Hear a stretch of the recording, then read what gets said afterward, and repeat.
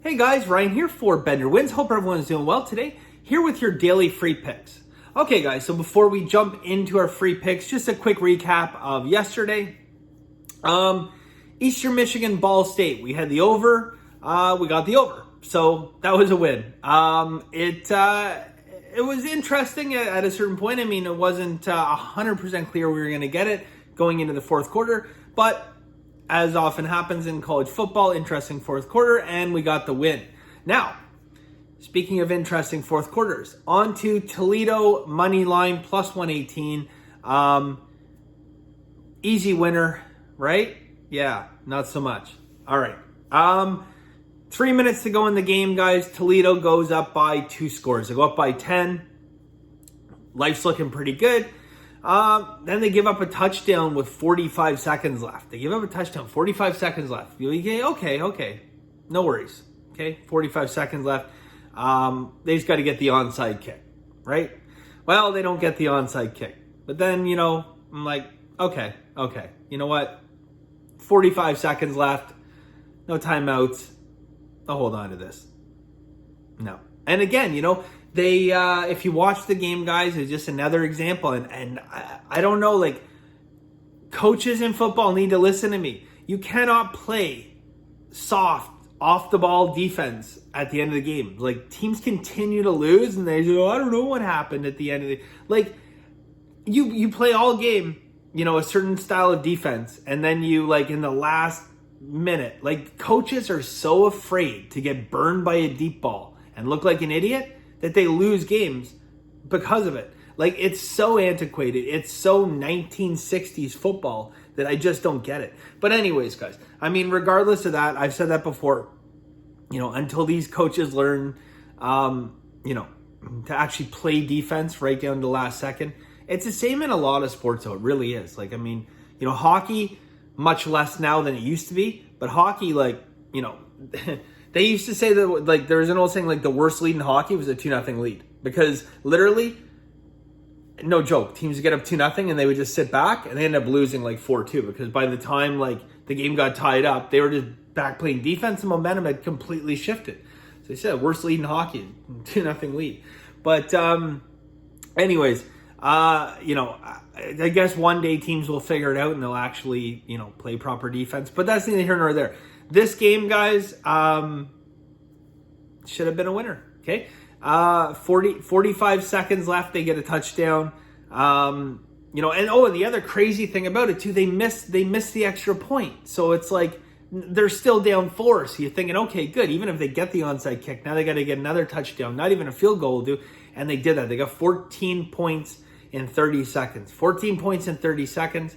And, 13 points, I guess it was. And, we ended up losing. So, it's up there. It's up there on the list of, worst losses. I was trying to think afterwards because a few people were messaging me. Say, is that like the worst loss you've ever had? I don't think so.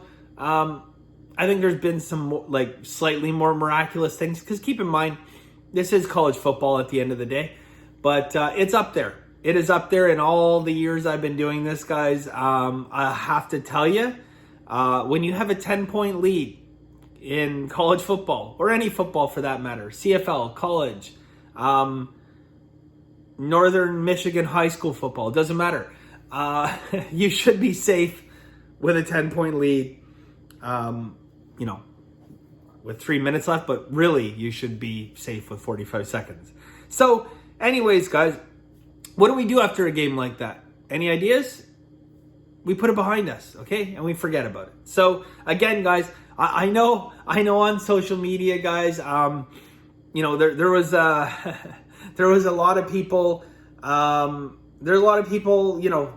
posting, their Western Michigan things this morning, and a lot of people still commenting on Toledo. So I know it's on people's mind, but in all honesty, guys, the best thing for your sports betting career and the best thing for your own mental health is just forget it, okay? Put it behind you. One day down the road, and it might be a long ways down the road, guys, but one day down the road, we will have a little bit of luck on our side, and we'll get a win like that. It might be a long time before that day comes, but we'll get a win like that. And it brings me to my next point, and then I'll get into the picks, guys. The next point is the whole concept of luck in sports betting.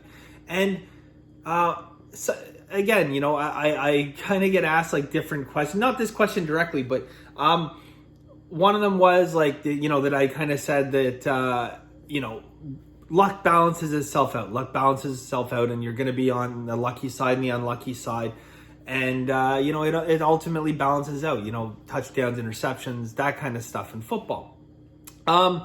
So it does and it doesn't, because someone commented and someone said that, it seems like I get a lot more unlucky than I do lucky.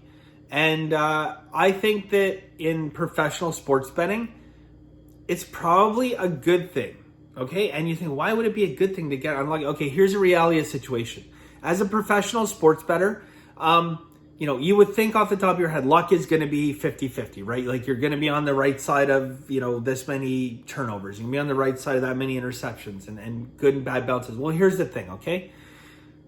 Good teams, really good teams, they create these plays. They create turnovers. They create interceptions. They create their own luck, so to speak. But the reality of being a professional sports bettor is that these good teams are very often public teams, and that is where the public money is. So you can have, a Sunday where, if we're finding proper value, we might have a couple favorites, but the reality is we're probably going to be on more dogs than we are favorites. So at the end of, an entire football season, are we going to be on the right side of, turnovers and interceptions and fumbles? Will it be 50-50? It probably won't. So your own cognitive bias, when you look at this and you think, wow, I'm so unlucky. Like, why does my team turn the ball over so many more times than the other team?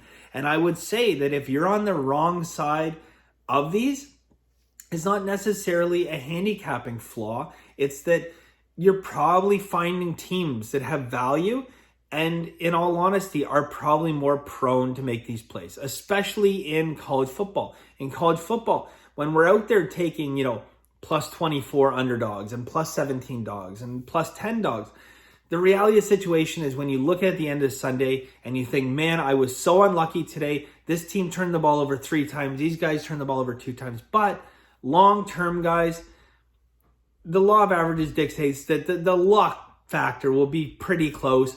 And, even turnovers are not going to be that dramatic. But over the course of a season, you probably will have more turnovers betting on those larger dogs, especially in college ball. So you might feel like you're unlucky, but it might actually be that you're just on the right side. And it's a good track. Okay, guys? So anyways, without further ado, let's get into today, guys. I have 3 plays in total. I'm doing one free pick and 2 in Masterclass. So all in football. How about that? The other thing, really quick, you guys don't just get to the pick. I don't handicap golf. I know a few of you guys have asked me that. I wouldn't even know where to begin to handicap golf, to be honest with you. I know there are people out there that do that, I can't verify, but they claim to do very well every year and make some money. I don't know. A large, huge Masters field, and you're going to pick the one guy that's going to win. And half the time it's, some 63rd ranked guy in the world that wins it. So again, you know what? If you guys have a pick for the Masters, who you think and the odds, put in the comment section down below. Let me know, just because I'm interested. Like, probably won't bet it, but maybe some other people want to know, who some good picks are, because I really don't know. And a lot of you guys ask me, like, any picks on the Masters? I don't know. I don't know how to handicap Masters. Same thing. Like, I love racing. Okay, watching IndyCar racing, probably one of my favorite things to do on earth. I don't mind NASCAR, Formula One, and so I love IndyCar. But anyways, I can't handicap it. I think, I did a few bets at Indy this year, just a few like matchup bets, but it's hard to handicap something like that. It's hard to say, okay, out of a field that large, that person's going to win. And as I've talked about in previous videos, there are fairly large house edges on some of these futures and prop plays. So anyways, guys, but if you have a pick for the Masters, fire it down below. All right, so let's get cracking here, guys. Here's a situation. We have a Thursday night football game. It's going to be a good game. Indy and Tennessee. Okay, Indy, Tennessee. 5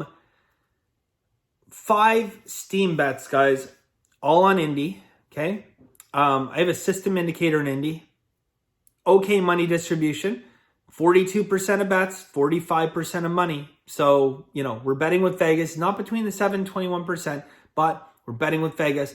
Again, guys, very obvious reverse line move. 45% of money, only 42% of bets. Okay. Tennessee starts out as a 1-point favorite. Now Indy is a 1-point favorite. It's a 2-point swing, despite the fact that only 45% of the money has come in on Indy. Why? Exactly. You guys know why. Because they want more money to come in on Tennessee. So far, they've been pretty successful with it. And if you look at social media, Tennessee right now is a social media darling. Okay, everyone on social media likes Tennessee. I've even looked at a couple like polls and stuff like that, and Tennessee is the clear public pick, no question about it. So 5 steam bets, system indicator. Okay, money distribution is a contrarian play. We're betting with Vegas, which we don't mind doing primetime games, right? 2-point reverse line move. All those things line up, guys. We are going to go Indy minus 112. Okay, so Indy minus 112 on the money line.